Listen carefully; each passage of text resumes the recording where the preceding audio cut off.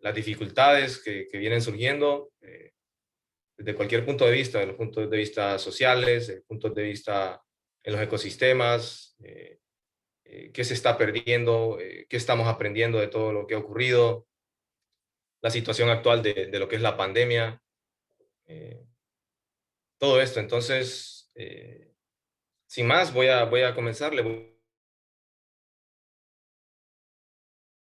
decirle como los temas, los tópicos quizás más importantes. La educación ambiental es muy amplia, pero no nos va a dar tiempo, creo, una hora para poder hablar de todo lo que quisiéramos, así que el enfoque de esta noche va a ser eh, en cuanto a la biodiversidad. Entonces, por favor, me confirman cuando, si pueden ver la presentación.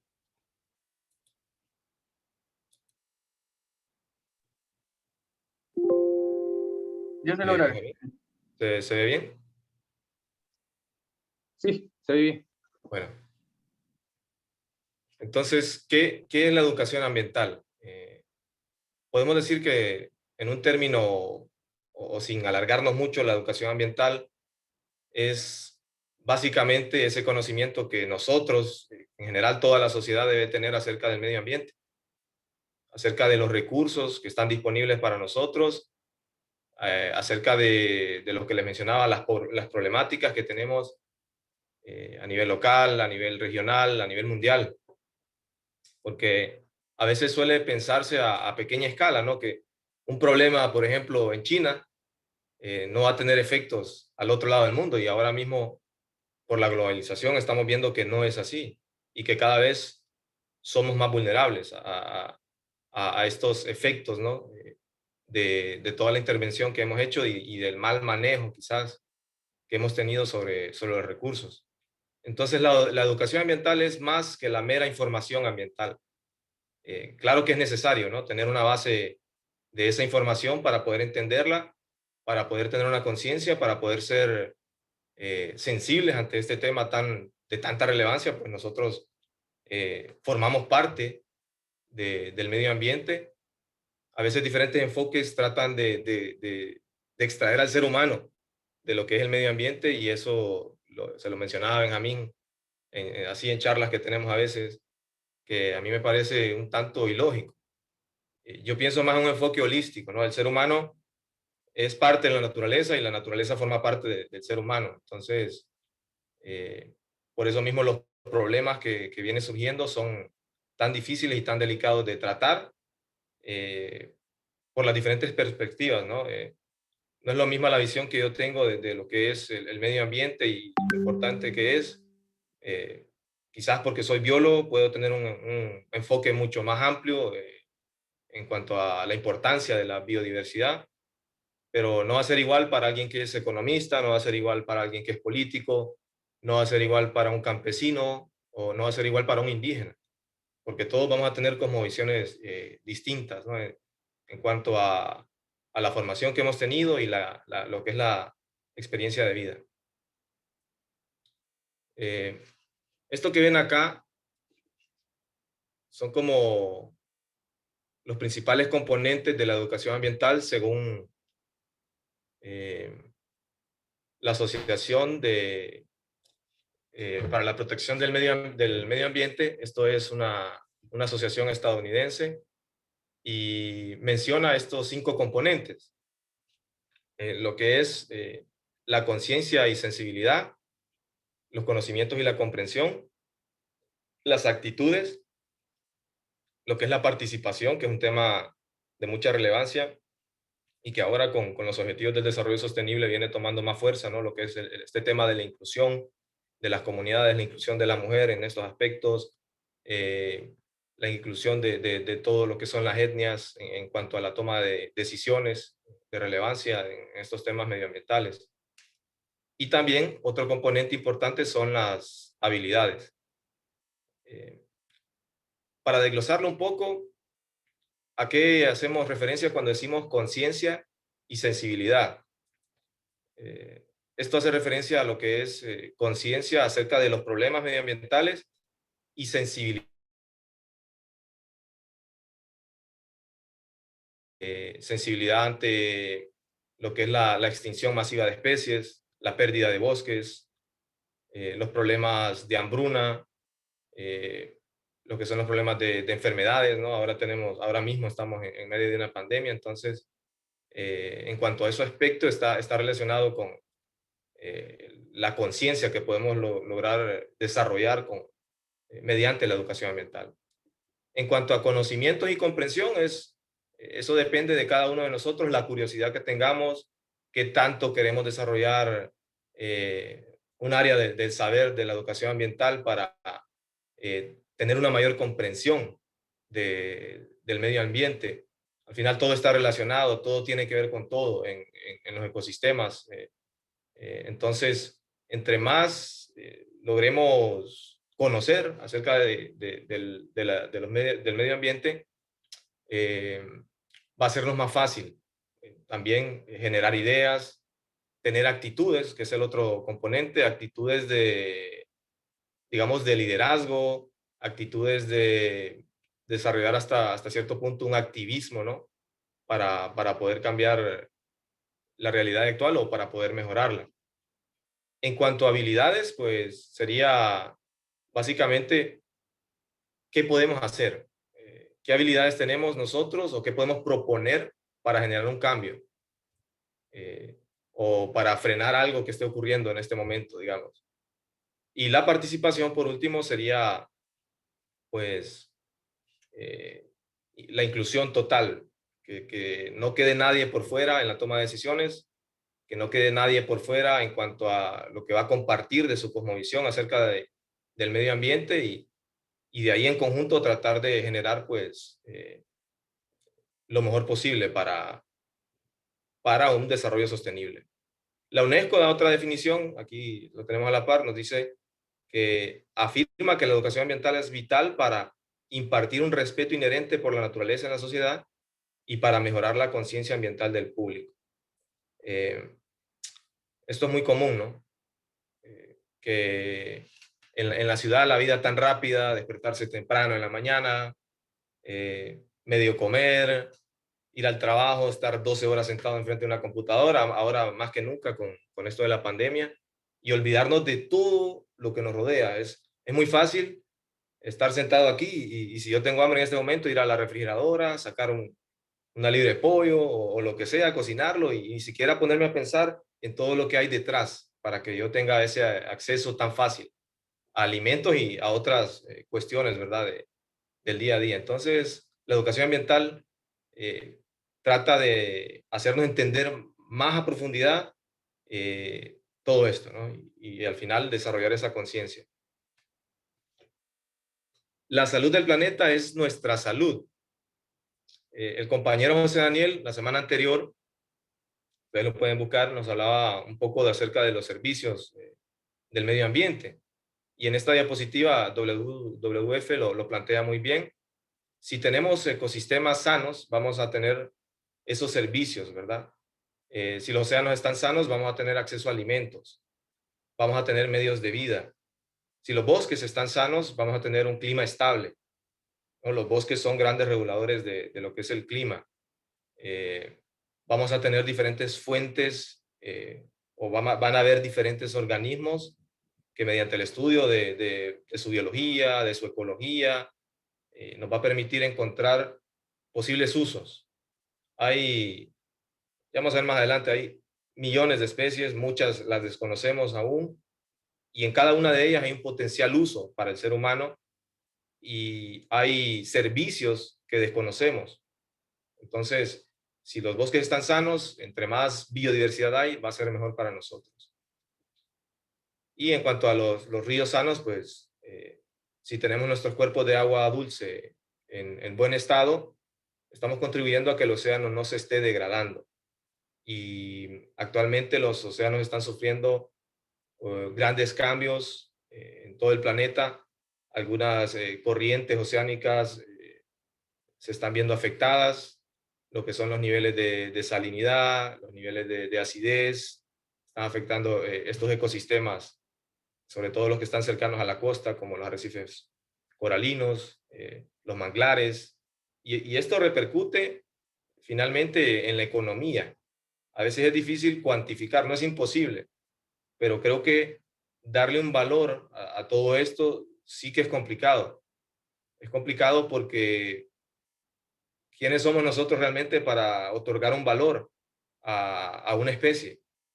Eh, Podemos ver pues digamos que por encima qué tan útil es para nuestras finalidades, ¿verdad? Pero realmente hay un trasfondo, hay una conexión con el resto de especies, con el mismo ecosistema que difícilmente lo vamos a conocer a totalidad. Entonces, por eso es tan importante tratar de conservar lo que es la salud del planeta. Y bueno, este no es un tema nuevo, la educación ambiental, de esto se viene hablando desde hace décadas, hace mucho tiempo atrás.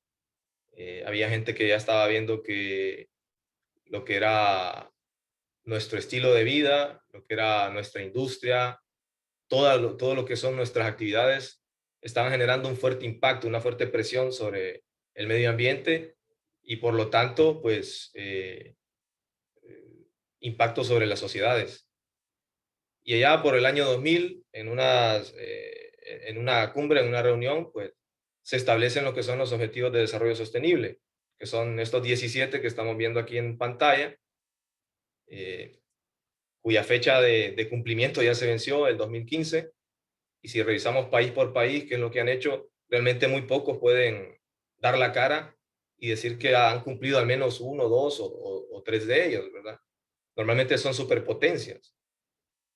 En ese aspecto, como región, nos hemos quedado un poco rezagados y podemos hablar horas y horas del por qué, ¿verdad? De por qué no hemos podido avanzar en cumplir estos objetivos, pero es lo que se plantea y ahora pues la fecha digamos, se ha movido para 2030. O sea que tenemos 10 años para intentar, ¿verdad? Para intentar cumplir estos objetivos. Y para simplificarlo un poco más, hay 5 ejes principales, digamos, eh, para lo que es el desarrollo sostenible. Estos 17 objetivos están encerrados en estos 5 ejes, lo que es gente, prosperidad, paz, asociación o camaradería y cuidado del medio ambiente. Entonces, todos estos 17 objetivos, la meta es que si los logramos cumplir, realmente vamos a llegar a lo que es un desarrollo sustentable.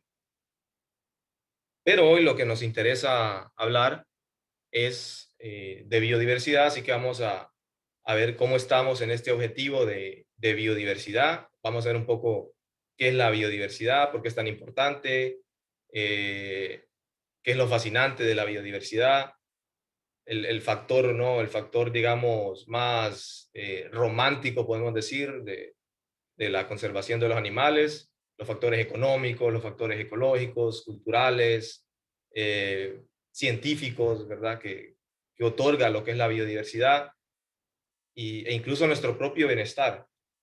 Creo que aquí la mayoría, por lo menos creo que los que me están escuchando ahora mismo, es porque estos temas les interesan realmente y porque cuando estamos en campo, cuando estamos en medio de un bosque, cuando estamos en una playa, sentimos esa conexión, ¿no? Esa conexión real de la cual las ciudades nos han sacado.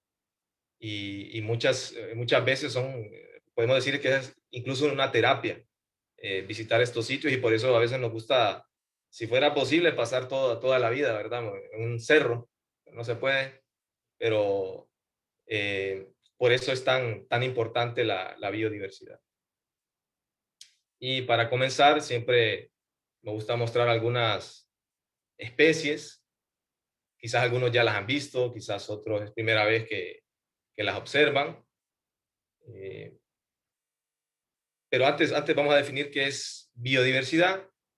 Biodiversidad es toda la vida, ¿verdad? Es la diversidad completa de seres vivos en el planeta.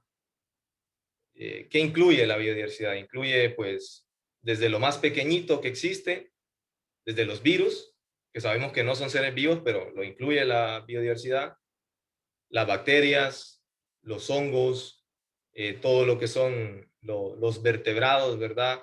y los artrópodos, las plantas y un sinnúmero de otros grupos taxonómicos que si nos ponemos a revisar a detalle, es increíble, ¿no? ¿Cuántas especies hay? Eso es algo que todavía no hemos podido definir. Todos los días se descubren especies nuevas, se describen especies nuevas. Hay matemáticos que han trabajado junto a biólogos, ecólogos y otras personas para tratar de estimar una cifra, pero son todos supuestos, ¿verdad? No se sabe a ciencia cierta qué tanta diversidad de especies existe en el planeta. O sea, conocemos muy poco y las estimaciones son con intervalos amplios, ¿verdad? Hay gente, hay científicos que dicen que ronda alrededor de 8.5 millones de especies, pero que solo conocemos 1.5 millones. Eso es lo que está, digamos, clasificado, es decir, que tiene un nombre científico, ¿verdad? Que pertenece a un taxón. Así que imagínense la cantidad de especies que se desconocen y con el problema actual que tenemos de pérdida de biodiversidad, con el problema de extinción, hay especies que estuvieron ahí y que no nos dimos cuenta, ¿verdad? Y todos los días está pasando. También hay otras perspectivas o otras estimaciones que son mucho más amplias. Hay gente que dice que hay 100 millones de especies. Si fuera el caso, las tasas de extinciones podrían ser incluso mayores de lo que pensamos. Mucha gente dice que estamos en la sexta extinción masiva, que estamos en el antropoceno y que hemos cambiado tanto el entorno que las tasas de extinción son comparables a las tasas de extinción de otras extinciones masivas que han habido en el pasado.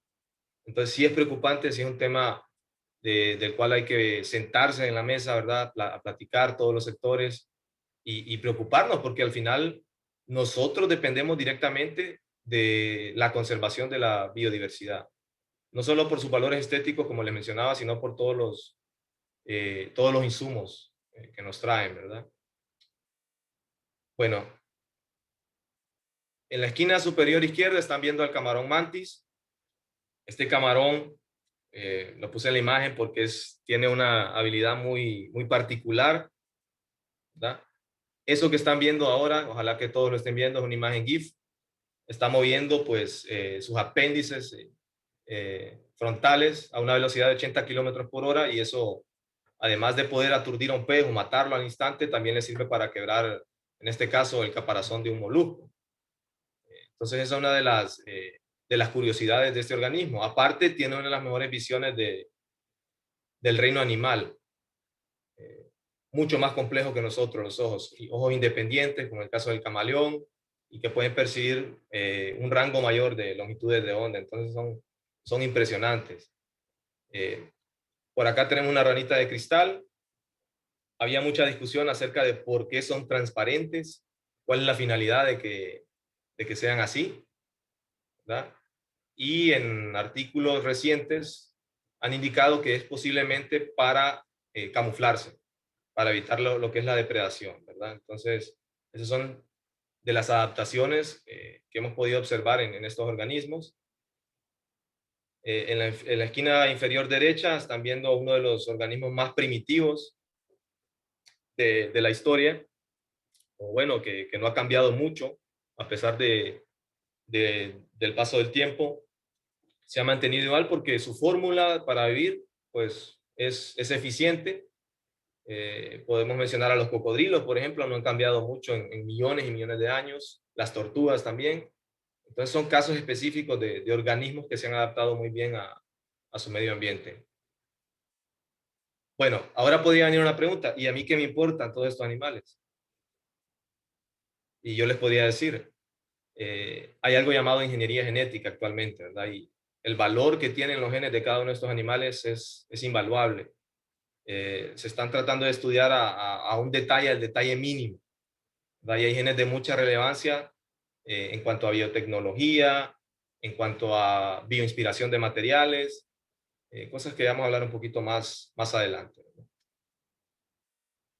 Aquí estamos viendo un poco de la fauna que tenemos en Mesoamérica, excepto el okapi, ¿verdad? Y el lémur, que no pertenecen acá al continente, pero son organismos que se han adaptado muy bien a los entornos de bosques tropicales, ¿no? En el caso de estos primates, de los grandes felinos, que por aquí me faltó perdón, me faltó el jaguar, ¿verdad? Pero que muchos de ellos, si los buscamos en la lista roja, ¿verdad? En la UICN. La UICN es la Unión Internacional para la Conservación de la Naturaleza, ha creado lo que es la lista roja. Van alrededor de 175,000 especies que han recibido, digamos, han sido asesoradas para ver en qué estado de conservación se encuentran.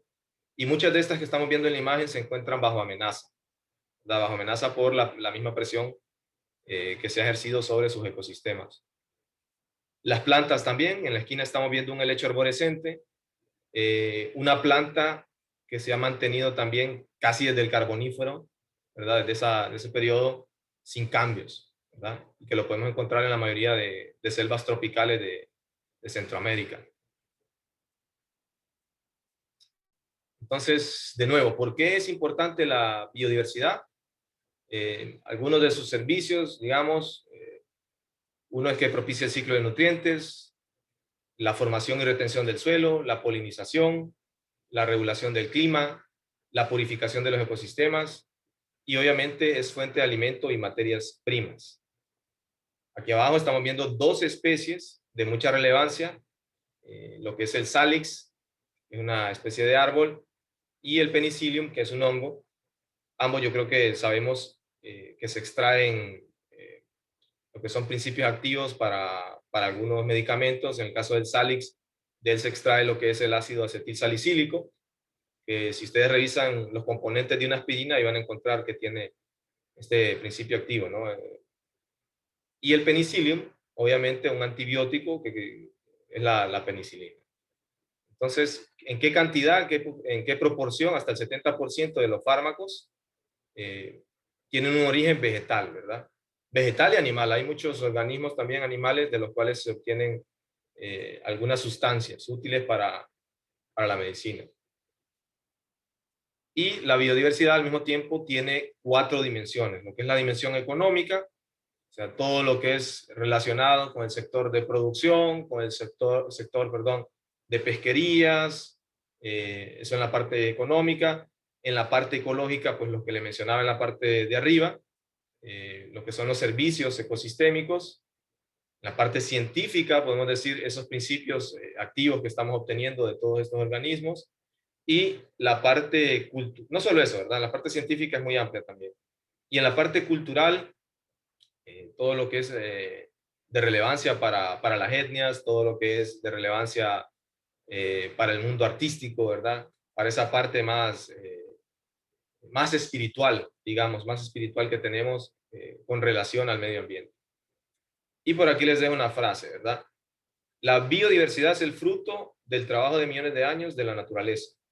O sea, la evolución es un cambio continuo, pero muy lento.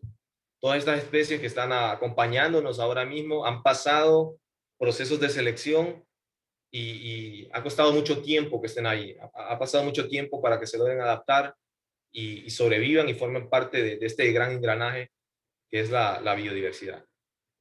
Por lo que su valor es incalculable e irreemplazable.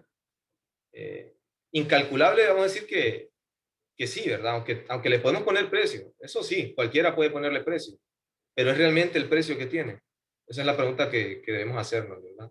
Irreemplazable, obviamente, porque cuando una especie se extingue, hasta ahora, no la podemos traer de vuelta, aunque ya hay algunos casos, ¿verdad? Con esto de la clonación, hay unas rutas que está tomando la ciencia, en la que entran factores éticos, hay personas que están trabajando en temas de restauración, en temas de restauración de ecosistemas y paisajes, y creen que sería buena idea traer especies extintas de nuevo para tratar de ayudar a los ecosistemas a recuperarse. Pero bueno, eso lo veremos en los próximos años, ¿no? En las próximas décadas. Siempre volviendo a la parte de lo que son los servicios, aquí les doy un ejemplo muy interesante. Esta es una bacteria, su nombre científico es Ideonella sakaiensis, y bueno, tiene la capacidad de comer plástico. Entonces, imagínense la relevancia que tiene este organismo en relación con una de las problemáticas más grandes que tenemos actualmente, lo que es el uso de plástico, ¿verdad? Sobre todo los plásticos de un solo uso. No se alimenta de cualquier tipo de plástico, especialmente de los tipo PET, ¿verdad? Y fue descubierta hace poco, creo que la década pasada fue descubierta lo que es esta bacteria, pero ya se está patentando, fue descubierta en Japón, ya están buscando mecanismos para utilizarla en procesos de composición de este tipo de plásticos. Terriptopsis nutricula es una especie de cubosoo. Benjamín, ¿alguien se quiere unir al chat? Perdón, a la presentación. No sé si me ayudas con eso ahí, ¿verdad? Ya, te ayudo a ver. ¿Qué tiene de interesante este pequeño organismo? Interesante de él es que es prácticamente inmortal, ¿verdad? No inmortal en el sentido de que nadie se lo come o que no es vulnerable a las situaciones medioambientales. O sea, si se mete a aguas que están hirviendo, obviamente se va a morir, o a zonas demasiado heladas se va a morir. Pero en cuanto a su ciclo de vida, tiene la capacidad de volver a un estado juvenil, envejecer y volver a ese estado juvenil y estar haciendo eso. Va a estar en un ciclo en el cual retorna a un estado previo y se tiene documentado un caso de un organismo que ha sobrevivido por más de 20 años y no se ha visto deterioro genético en sus células. Entonces, ¿qué está haciendo este organismo? ¿Qué genes tiene que inhiben el envejecimiento y lo que es la degradación de las células, la degradación de los telómeros, ¿verdad? De los cromosomas? Eso se está investigando para fines, dicen algunos, un tanto macabros, ¿no? El humano está obsesionado con lo que es la belleza, la juventud, y pues esto podría ser la llave para eso, ¿no? Ver es qué genes están ahí y de repente tratar de activarlos en el ser humano y no que vamos a volvernos jóvenes, ¿verdad? Pero quizás frenar el envejecimiento o hacerlo más lento. Pero ahí eso entraríamos en otros debates, ¿verdad? Éticos, qué tanto, quiénes lo podrían hacer, eh, sería una buena idea que fuéramos inmortales o que al menos viviéramos 200 años. Son cosas que tenemos que preguntarnos, ¿verdad? Si realmente valen la pena o no. En el caso de la industria, aquí estamos viendo un gallo que no es que lo desplumaron y que ya se lo iban a comer y que salió escapando, sino que digamos que se inactivaron lo que son sus genes, los genes que producen las plumas, y esto con la finalidad de poder meter más gallinas en una granja, ¿verdad? Así el dueño, el propietario de la granja avícola puede ahorrar energía, ellos generan demasiado calor, ¿verdad? Y hay que estar ventilándolos y tener sistemas de refrigeración. Y pues si no tienen plumas va a ser más fácil poder explotar más, ¿verdad? Meter más organismos en un área más pequeña. Entonces, en cuanto a la manipulación genética, ese es otro aspecto de lo que es la biodiversidad. Los ya conocidos organismos modificados genéticamente, los transgénicos, que la mayoría de nosotros, no sé, quizás alguien de agricultura me podría ayudar, ¿verdad? ¿Qué tanto comemos transgénicos a diario? ¿Qué tanto de lo que yo consumo es transgénico y ni siquiera me doy cuenta? Hay corrientes a favor, hay corrientes en contra, hay gente que dice que los transgénicos son el futuro porque van a permitir lo que es la seguridad alimenticia, hay otros que dicen que son malignos, que nos pueden dar cáncer. Son debates que no están sustentados del todo en evidencia científica, pero que están ahí, ¿verdad? Están en la mesa. Y como les mencionaba en diapositivas anteriores, los materiales bioinspirados, cada vez las técnicas van mejorándose año con año. Estamos viendo materiales mejores, más resistentes, más, ¿cuál sería la palabra? Que se adaptan mejor a nuestras células, ¿verdad? Que nuestras células no las rechazan. Entonces, la ciencia sigue avanzando a un paso agigantado y en este caso la medicina, si nos ponemos a ver a detalle qué se ha descubierto, qué mecanismos nuevos se han descubierto, qué métodos, ¿verdad? Y que nos vamos a quedar asombrados, cómo va avanzando. Pero todo es gracias a esto, todo es gracias a la biodiversidad. Y aquí, ojalá lo pueda reproducir bien. Este es un video que si lo ven a detalle, préstenle mucha atención. A mí me tocó realmente ponernos, la empatía pues nos permite ponernos en los pies de otra persona, ¿verdad? Pero ponernos en la piel o en las plumas en este caso de un animal, nos puede generar una conciencia, digamos, más profunda de lo que están viviendo todas las especies del planeta o muchas especies que están desapareciendo día a día. Entonces, me avisan por favor, Benjamín, si ven el video y si pueden escuchar bien.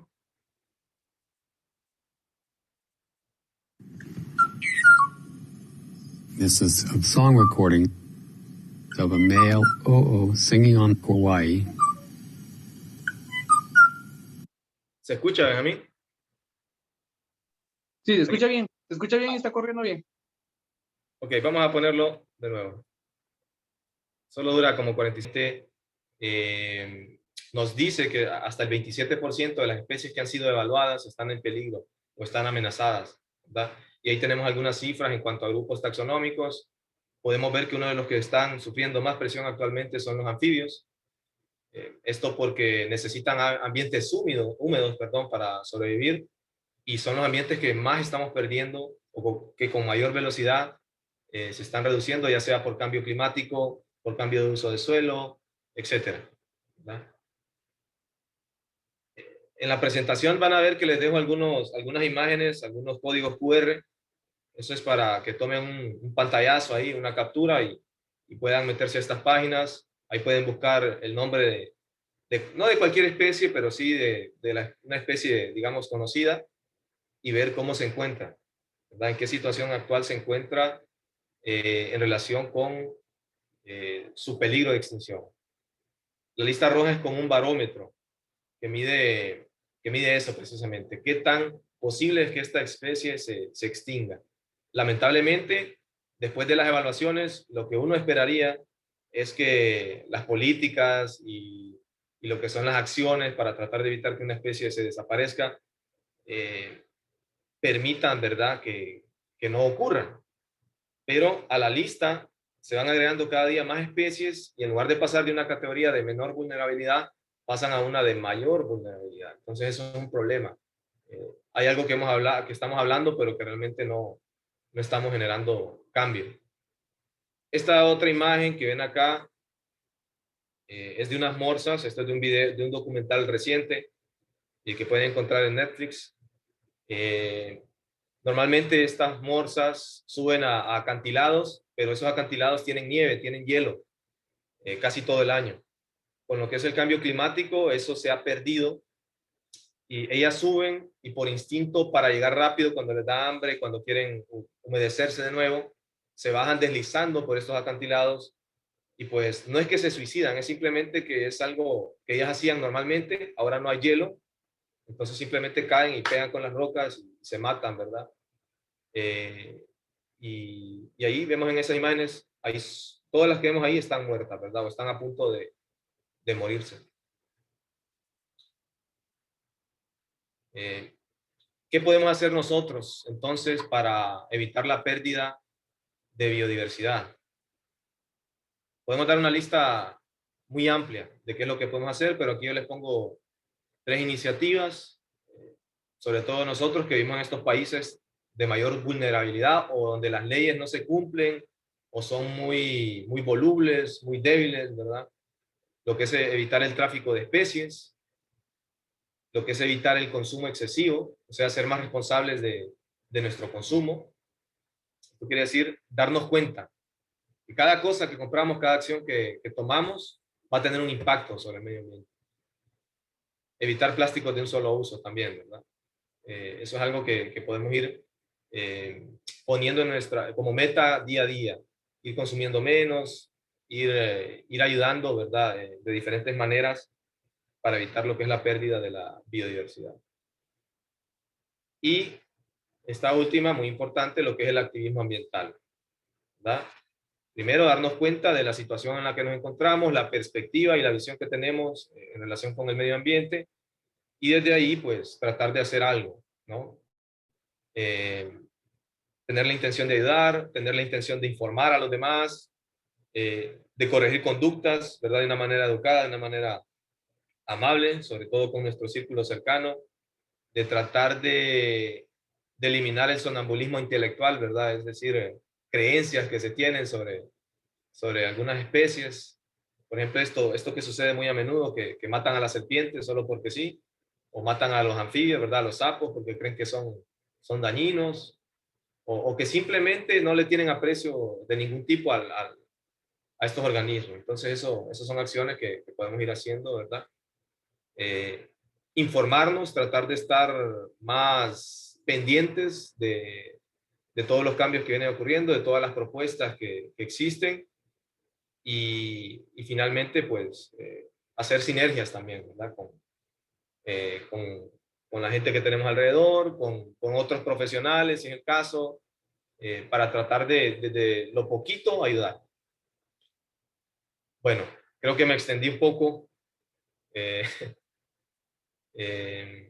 por mi parte sería todo.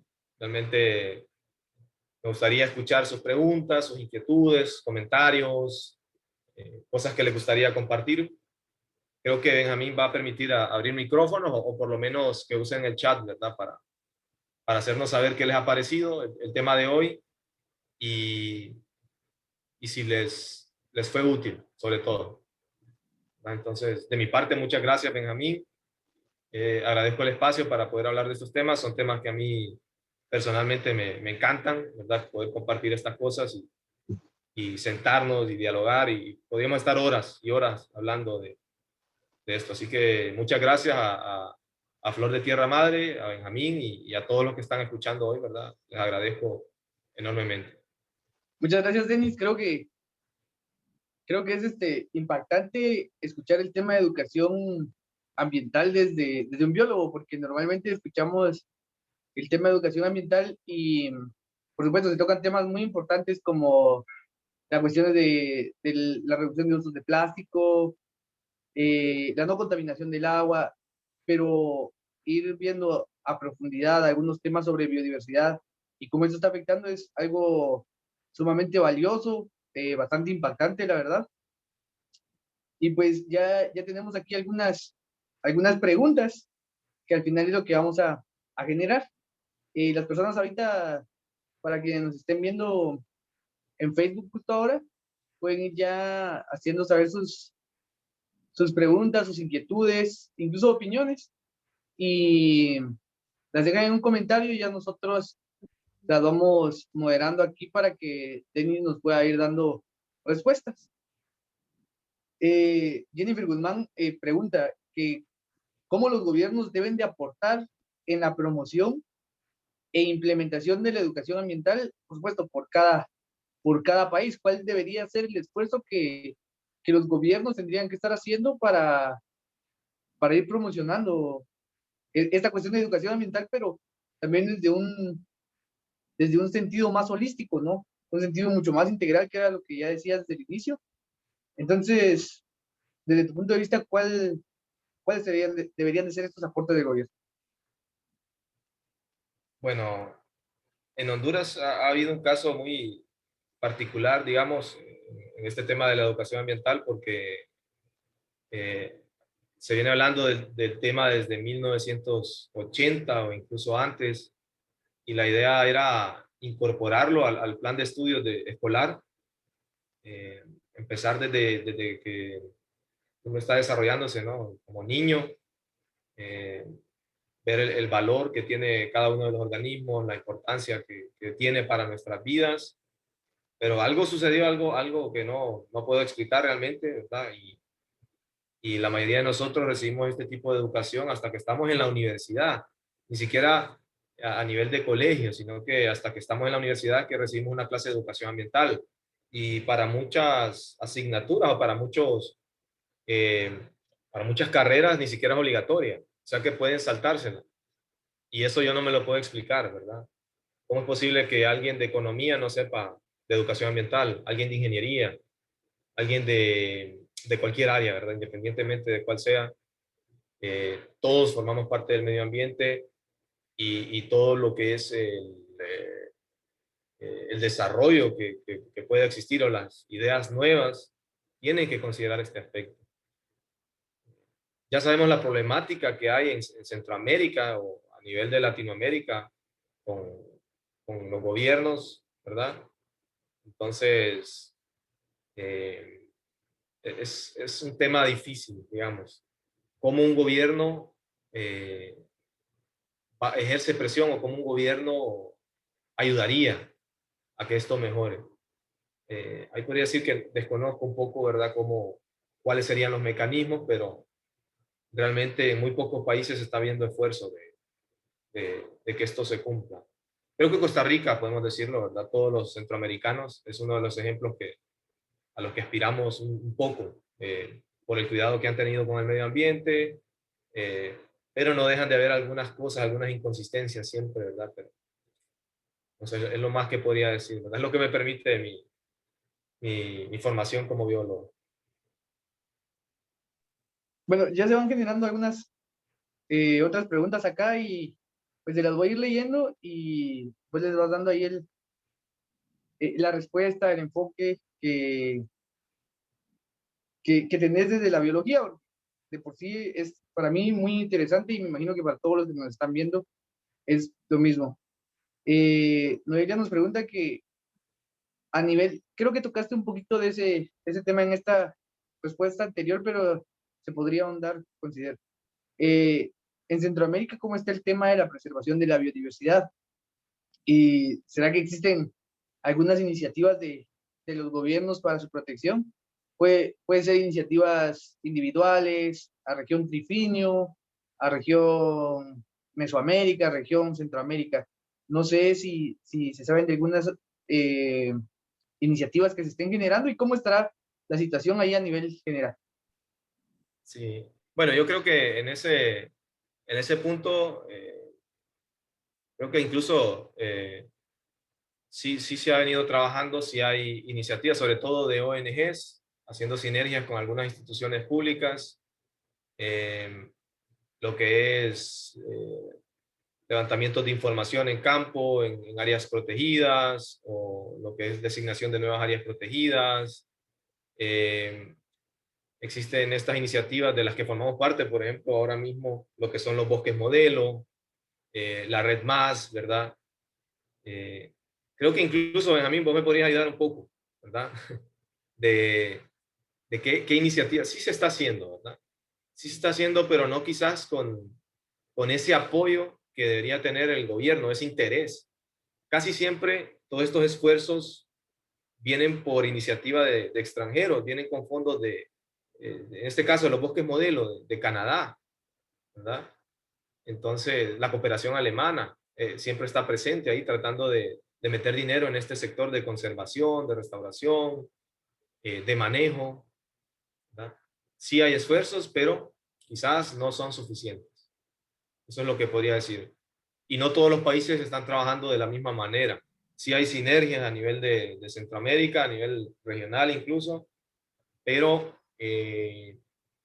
digamos que hay diferencias bien marcadas de lo que está haciendo un país, de lo que está haciendo otro, y eso es un grave problema. Gracias, Denis. Bueno, ya hay más preguntas. Vamos a seguir ahí con leyéndote las preguntas.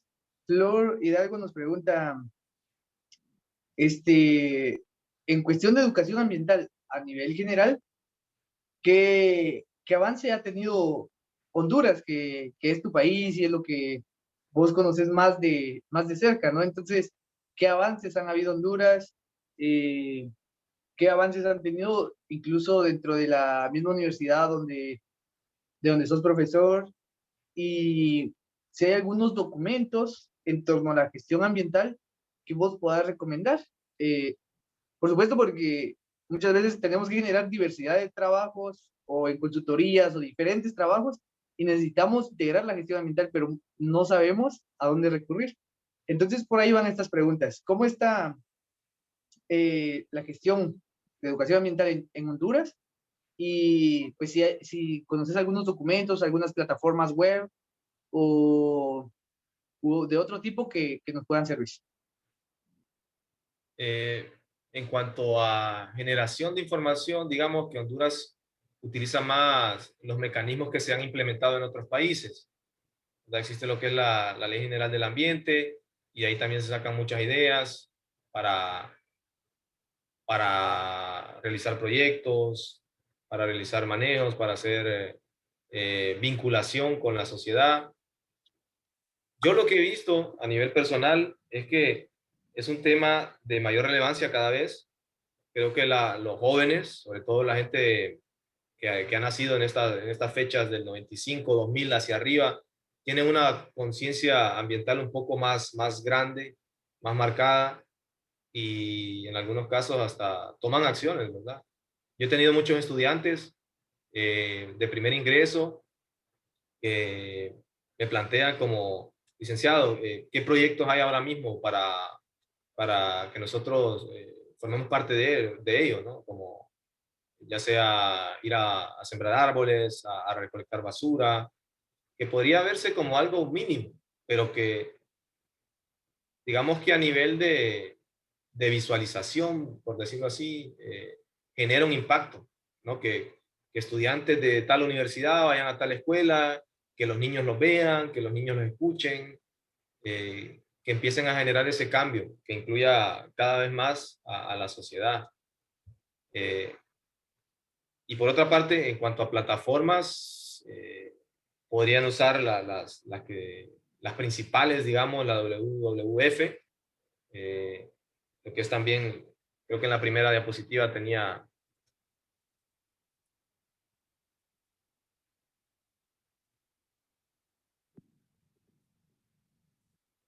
lo que es la Asociación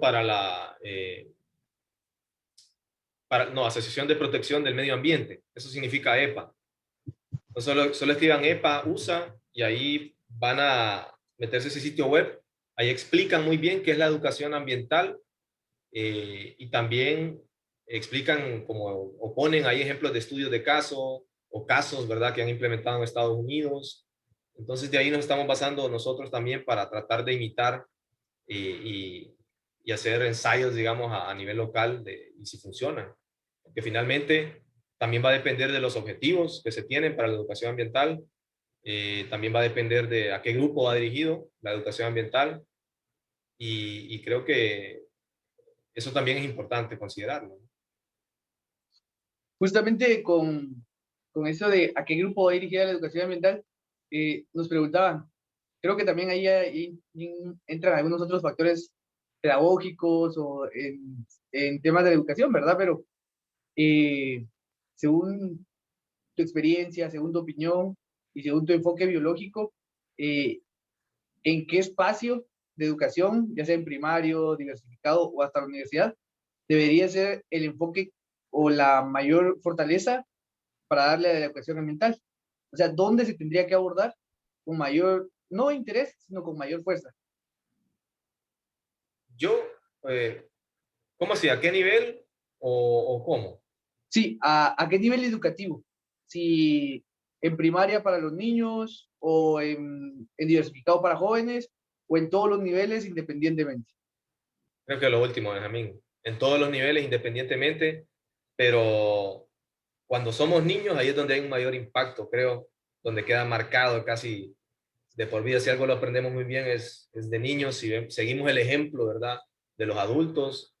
Creo que ahí posiblemente, para mí en todos los niveles, ¿verdad?, pero haciendo énfasis en primaria, enseñarle a los niños la importancia, ¿verdad?, del medio ambiente, las problemáticas actuales del medio ambiente y cómo esto los afecta a ellos, cómo los puede afectar a futuro, eh, qué, qué se puede hacer para tratar de minimizar esos impactos o, si es posible, revertirlos, ¿verdad? Porque eso va a ser muy difícil, pero creo que a cualquier nivel, en todos los niveles, tendría que ser un componente muy fuerte, ¿verdad? No solo, como les decía, no solo por la comprensión del medio ambiente, no solo por saber de qué estamos rodeados, sino, de nuevo lo repito, un enfoque más holístico de lo que es el medio ambiente. Yo creo que a cualquier escala, a cualquier nivel es importante. Al final tendría que ser entonces como un enfoque transversal en la educación, ¿no? Que a todos niveles puede estar. Que se vaya Quizá, complementando, ¿verdad? Cada vez con mayor complejidad, porque obviamente a un niño no le vamos a poder hablar mucho de gobernanza y todos estos temas porque todavía no, no le, no, su mente está para otras cosas, ¿verdad? Pero creo que se podría implementar un plan transversal y plantear objetivos, ¿verdad? Que a nivel de primaria las personas adquieran este tipo de conocimientos, ya en secundaria esto y ya universitaria, pues, digamos que lo final ya como para que la participación sea mucho mayor cuando estén adultos, independientemente si eligen una carrera que esté relacionada con el medio ambiente o no, ¿verdad? Aunque al final todas tienen que estar relacionadas. Algunos me decían, pero yo estudio, digamos, ingeniería industrial o estudio, no, perdón, informática. Yo estudio informática, a mí qué me importa el medio ambiente, yo solo sé de computadoras. Entonces, esa mentalidad yo creo que hay que irla cambiando porque al final, claro que repercute. ¿De dónde sacan los materiales para construir los componentes de una computadora? Si se ponen a investigar, van a darse cuenta que todo esto está relacionado, ¿verdad? Y que tiene importancia. sí, al final considero que esta sería como una estrategia bastante fuerte, incluso en la lucha contra el cambio climático, ¿no? En la mitigación del mismo. Pues también aquí hay algunos comentarios. Enmer Mazariegos nos comenta que es muy bueno tener un punto de vista eh, diferente al que normalmente tenemos desde las ingenierías agrícolas, porque a pesar de que se trabaja con vegetales, en algunas ocasiones con animales, el enfoque es muy distinto y por supuesto era lo que yo mencionaba ya desde el inicio, que esto es bastante enriquecedor para todos. Y es lo mismo que ya nos comenta aquí Irme. Y también hay un comentario de Manuel Orellana que dice que en apoyo a lo que has dicho, eh, en la cuestión de acciones para educación ambiental, también son muy valiosos estos espacios para visibilizar estos temas de tipo ambiental al público en general y a Gracias, personas que Neymar. son tomadores de decisiones en las comunidades. Y creo que al final es como la idea de esos espacios, ¿no? Eh, Sí. llevar un poquito, poder compartir, porque muchas veces tenemos estas conversaciones en una cocina, en un café o en cualquier lugar. Y no pasan de Y ahí, ¿verdad?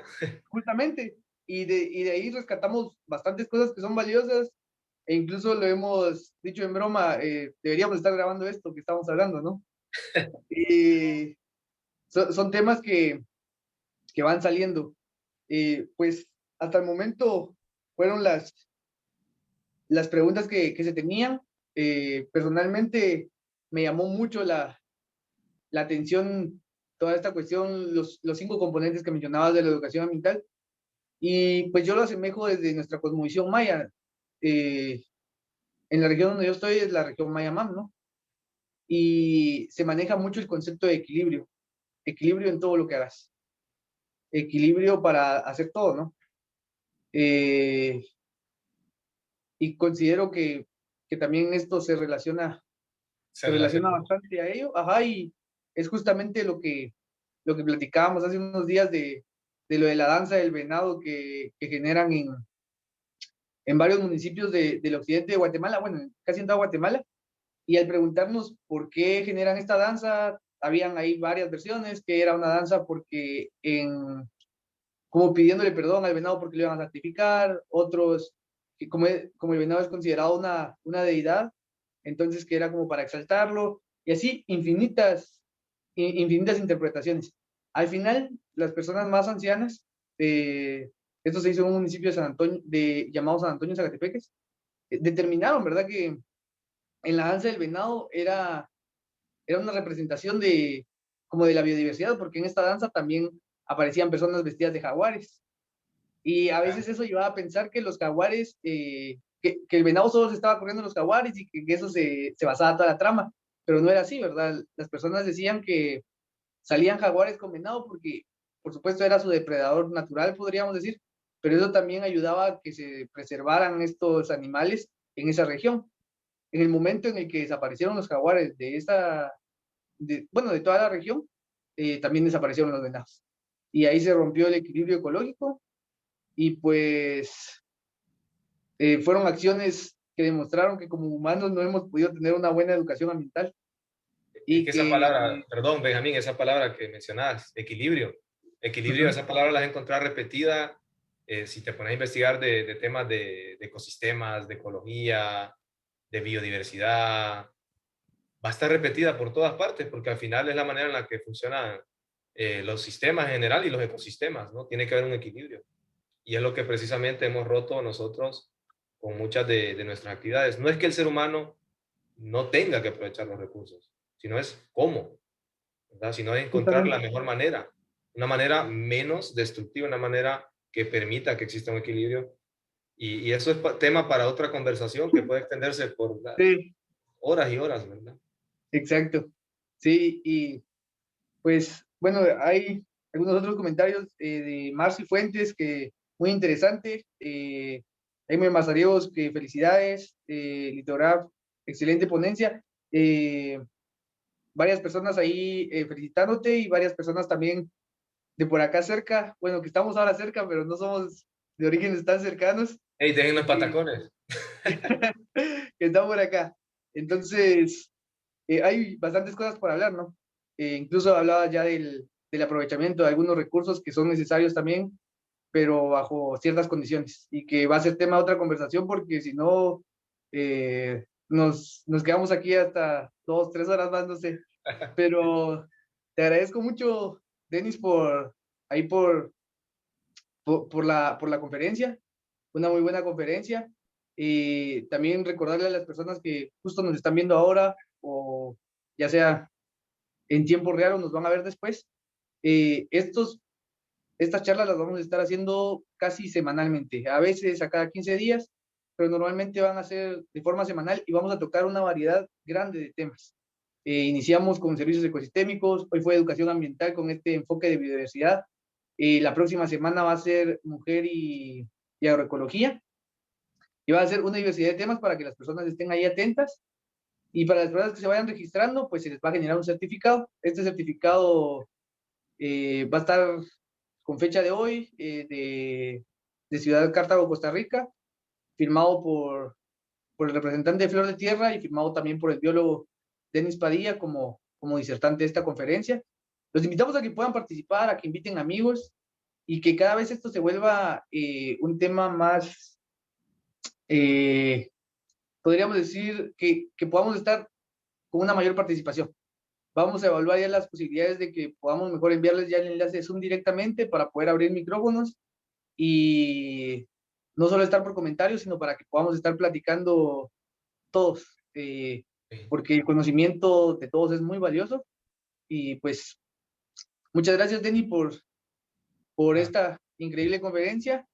no, gracias. Eh, Gracias a ustedes. nuevamente, Y ya, los felicito realmente por esa iniciativa que tienen y lo que están haciendo, ¿no?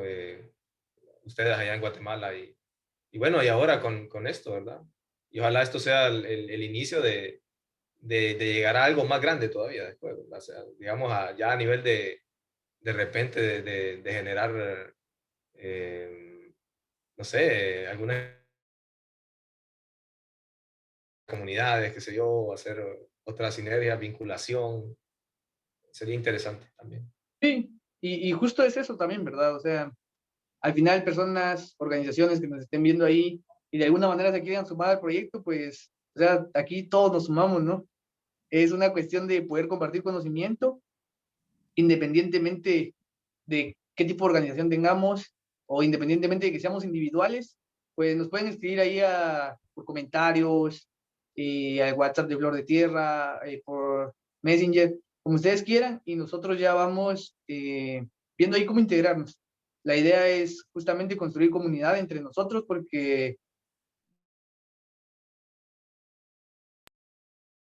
ir generando este tipo de charlas.